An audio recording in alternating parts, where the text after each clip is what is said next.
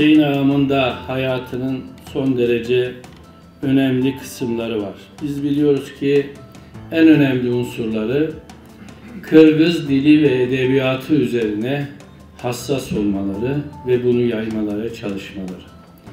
Manas Üniversitesi'nin kuruluşundaki tek özel noktada Türk dillerinin, Türkçenin, Kırgızcanın, Kazakçanın, bütün dillerin, bütün Türkçenin yaygınlaşmasını sağlamak.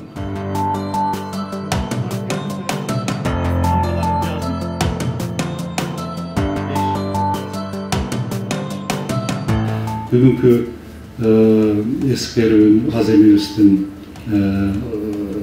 sebebi bolğan Kasım Kırgızxanov menen Hüseyin Karasayev atalarыбыздын arbaqtары razı olsun. Biz de oşolara tatıqlı olalım.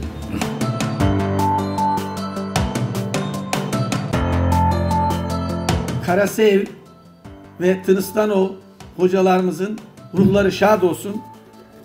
Kendilerini rahmetle anıyorum.